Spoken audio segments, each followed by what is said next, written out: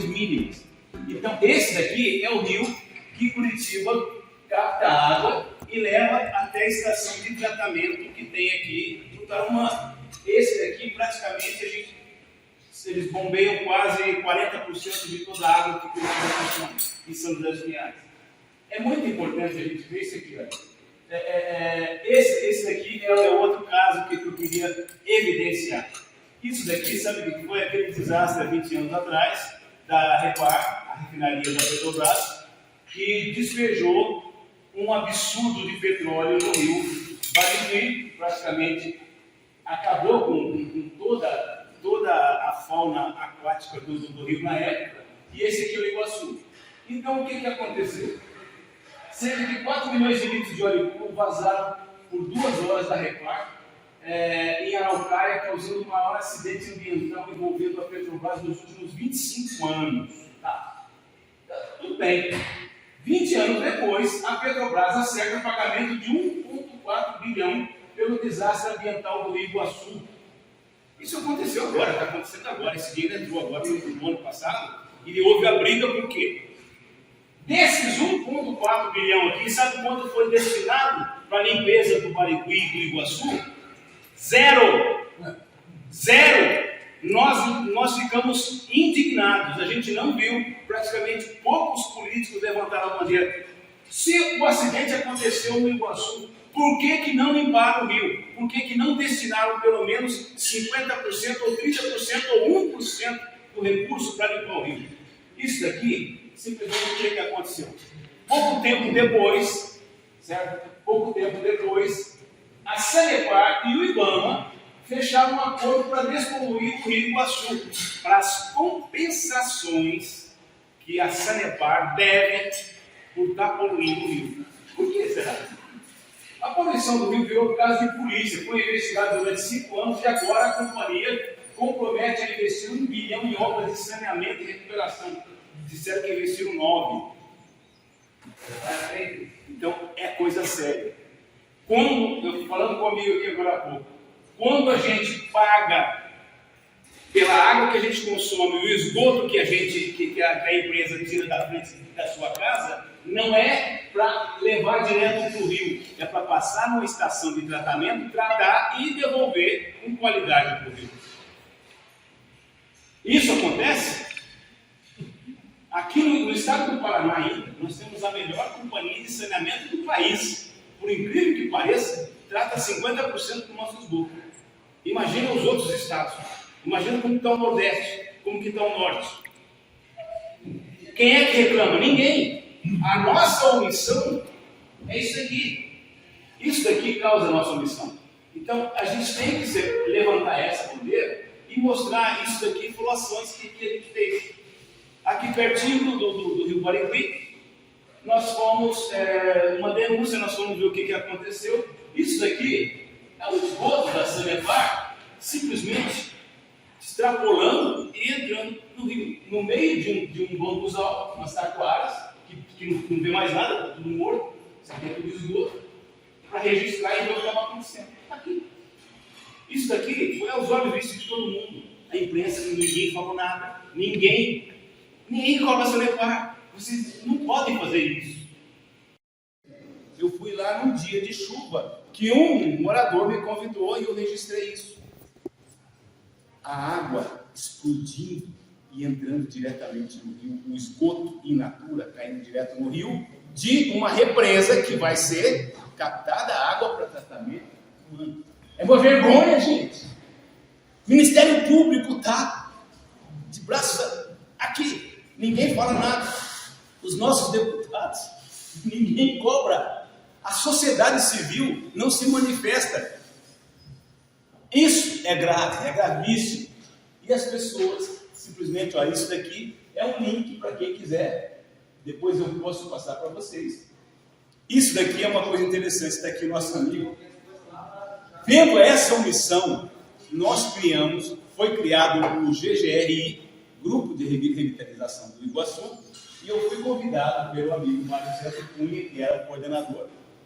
O Celso Romero Clós, superintendente da Unirio, o nosso amigo Marcos está aqui do lado, e aqui a gente começou certo? Nós criamos um modelo, o único modelo até hoje que já aconteceu de revitalização do Iguaçu. O que aconteceu? Nós apresentamos em todas as instâncias estaduais e até municipais e para o Ministério Público. Incrível!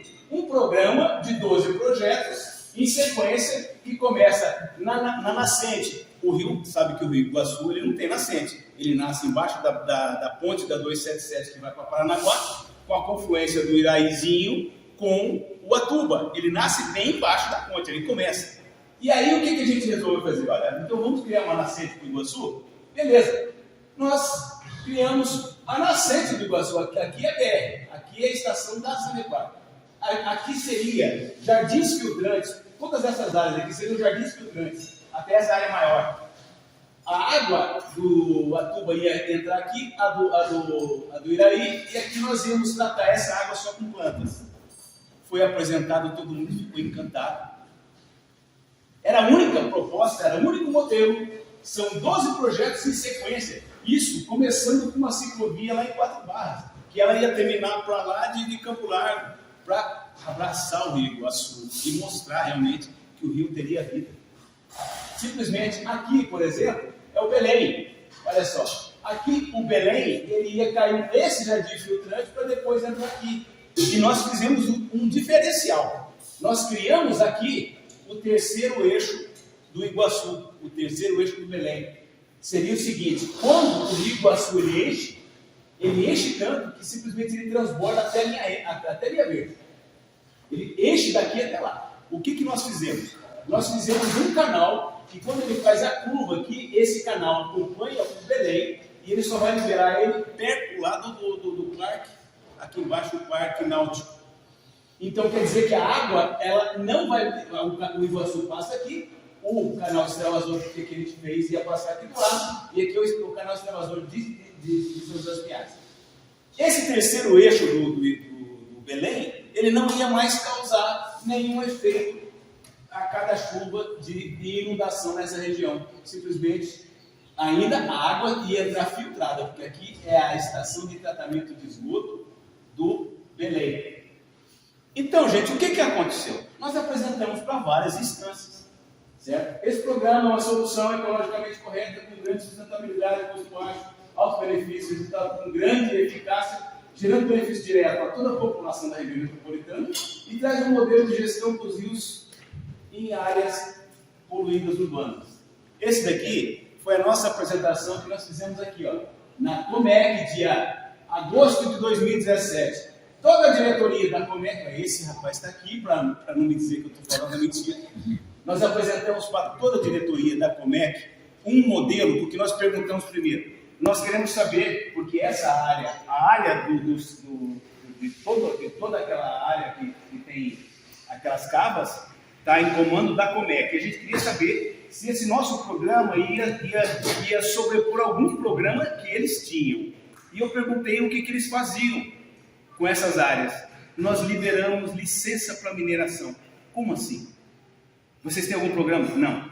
O que vocês fazem? Nós liberamos licença, a empresa mineradora vai lá, faz as cavas. Depois que as cavas estiverem cheias de água, nós futuramente vamos criar parques. Mas por que vocês vão fazer isso numa área nobre como essa? Para não haver invasão. Meu Deus. Uma das áreas mais nobres de Curitiba e região metropolitana, simplesmente liberado para mineração de areia, para virar cavas, para virar futuros parques. E aí eu perguntei, em 30 anos, quantos parques os senhores fizeram? Nenhum! Tanto que depois dessa nossa reunião, o Mário Celso Cunha falou com a Cida Borghetti na época e criaram aquele primeiro parque das águas lá de Pinhais, depois dessa conversa.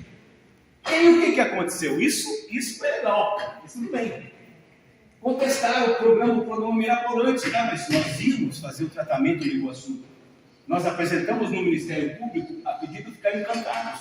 É isso que a gente precisa. Nós precisamos do Iguaçu revitalizado. Isso aqui foi a convite do MP também, para vários gestores de outros estados. Nós fomos convidados pela Comissão Nacional de bacias hidrográficas de todo o país. Teve um representante de cada bacia nacional e a gente apresentou o programa, todo mundo ficou de boca aberta. É lindo. Foi apresentado, aprovado na Sanepar, foi apresentado por várias vezes, por mais de 10 vezes nós apresentamos para essa equipe. Tá? O que aconteceu? Por coincidência, o nosso projeto entrou ali no limbo e, pasmem, o nosso projeto apareceu exatamente aqui, ó, dia 20/10/2002, a Sanepar e a Comec apresentaram um projeto de preservação do Rio Iguaçu. Eles simplesmente fatiaram o projeto que a gente passou para eles, o nosso programa, escolheram o projeto de parquinhos da Comec, e o que eles fizeram? Esse aqui é redundante. Objetivo: criar um grande mosaico de áreas que garantam segurança de inundações, que era o nosso projeto principal, reserva hídrica para abastecimento público, pelo amor de Deus, com 2.509 rios, nós temos que fazer reserva hídrica em cavas ao lado de um rio contaminadíssimo, para reserva hídrica da população. E aí? Espaço para lazer, recreação, pesca, visitação, educação ambiental, projetos e visa também evitar invasões e loteamentos, tá? Para não ser invadido, eles precisam fazer isso aqui. E aterramento de cavas também, tá? A proposta apresentada nessa terça-feira amplia um projeto de desenvolvimento, desenvolvido pela Comec para a região e deverá incluir outros órgãos do governo, municípios situados na área de proteção. Que bom se eles fizerem, que maravilha. Mas nesse projeto, aqui, ó, nos parquinhos que eles vão fazer aqui, o Rio Iguaçu passa no meio. Passa no meio. Os parquinhos vão ficar lindos, né? A gente vai ter passadeiras, o pessoal vai poder andar de bicicleta. Mas o principal, o que é? Qual a ação de restauração e revitalização do Iguaçu? Gente, eles vão gastar 230 milhões de reais para fazer parquinho. E o Rio Iguaçu vai continuar podre. Meu Deus! Quem foi contra isso? Mas aconteceu numa época de crise hídrica, meu Deus do céu. A cidade ficou sem água. Nós precisamos tirar água de algum lugar. A Sanepar, por incrível que pareça, alugou uma pedreira que tinha água há mais de 100 anos, acumulada, uma quantidade absurda, e ainda atendeu Curitiba com quase 40% do consumo com água, praticamente água parada, que estava ali há mais de 100 anos, dentro de uma pedreira. E aí até quiseram comprar a pedreira, porque seria, por exemplo, outra reserva hídrica para Sanepar. E o Rio Assunguia aqui do lado, tá? O Rio Assunguia aqui do lado, que poderia ser feito 5 barragens e atender por os próximos 300, 500 anos, com água limpa da escarpa devoniana.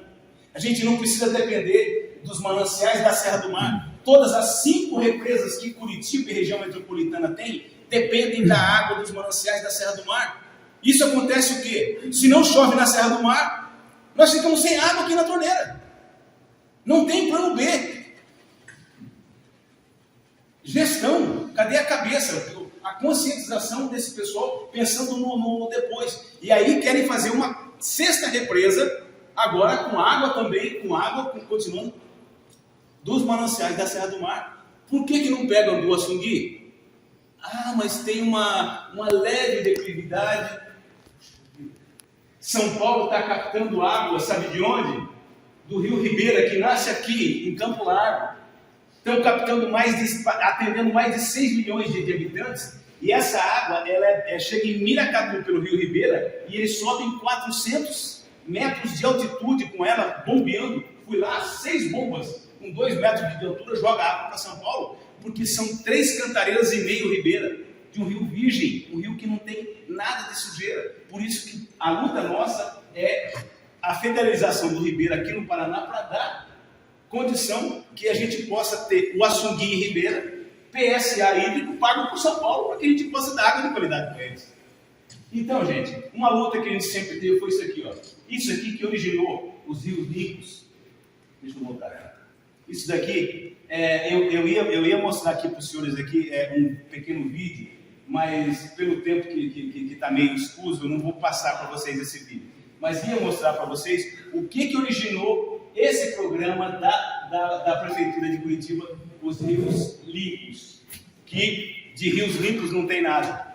Há 2 anos atrás eu fiz uma palestra no Rotary do Barigui. Terminei a palestra, me perguntaram o seguinte: Carlos, o que você acha do programa Rios Limpos? E tinha o pessoal lá da Secretaria de Meio Ambiente, tinham 2 diretores lá. Eu falei simplesmente, para mim, sinceramente, é um trampolim de campanha política. E justamente foi no primeiro mandato do Greca, passou o primeiro, passou o segundo, e os rios continuam do mesmo jeito. Ninguém mais fala do Iguaçu, ninguém mais fala da revitalização do Belém, que é uma vergonha. Tá? Então, isso daqui, o que é? Por que regularize a sua ligação? Esse daqui é o único modelo de gestão que pode acontecer para a gente ter um rio mais limpo. É a Sanepar fazer um mutirão, juntamente com o Ministério Público e Secretaria de Meio Ambiente, casa em casa, bisnaga vermelha, bisnaga amarela, bisnaga azul. Tem 2 banheiros, coloca uma cor de cada em cada banheiro, dá a descarga e vê se saiu lá no esgoto. Às vezes, a rede passa na frente da casa do indivíduo e ele tem fossa negra ainda, ou joga direto na rede pluvial. É isso que a gente tem aqui em cima, são ações simples, ações diretas, regularizar o seu esgoto, pegar o esgoto do seu banheiro, pegar a água da cozinha e levar para a rede de esgoto, para que ela possa ser tratada lá na frente.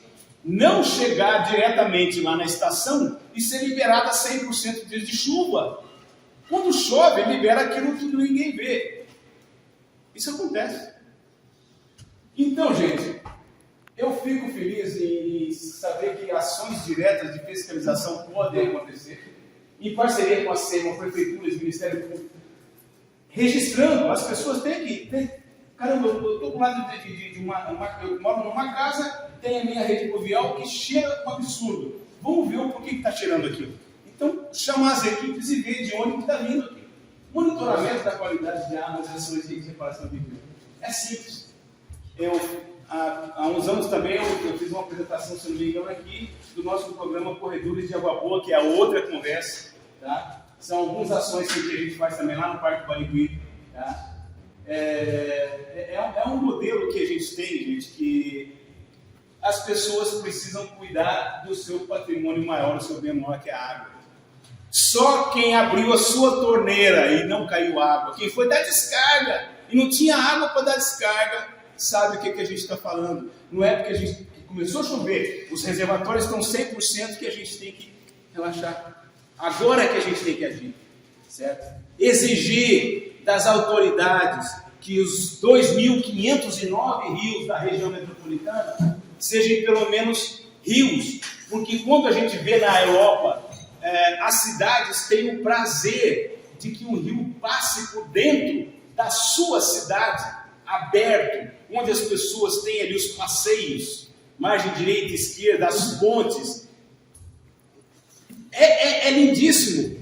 O rio é vida para a cidade.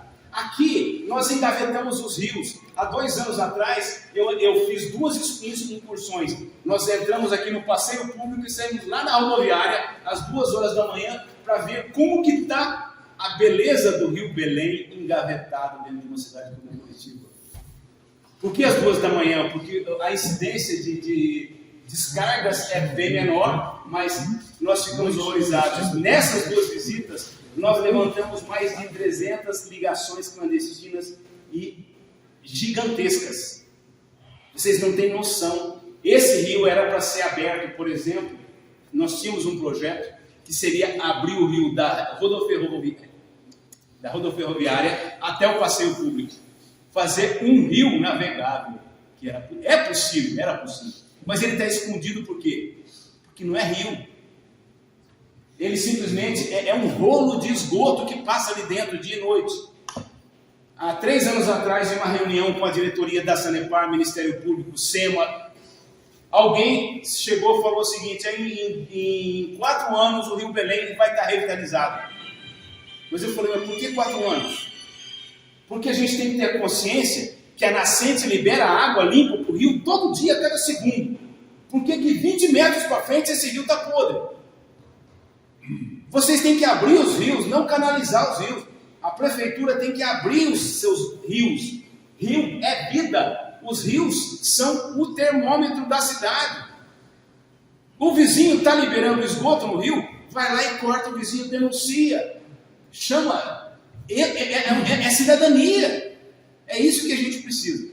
Bem, gente, eu não quero adiantar muito o tempo de vocês. Essa é uma conversa que a gente poderia ter aí 3, 4, 5 horas, porque a gente vai ter muito material para isso. Outra hora a gente pode vir passar com mais calma, com mais detalhes. Peço desculpa às vezes a forma como a gente aborda, porque é chocante, mas é uma realidade. O governo está recebendo uma fortuna de uma multa de um rio que poluiu tudo, de uma empresa que poluiu, acabou com o rio. Só que depois que recebe essa multa, todo mundo recebe, mas o rio não recebe um centavo de investimento.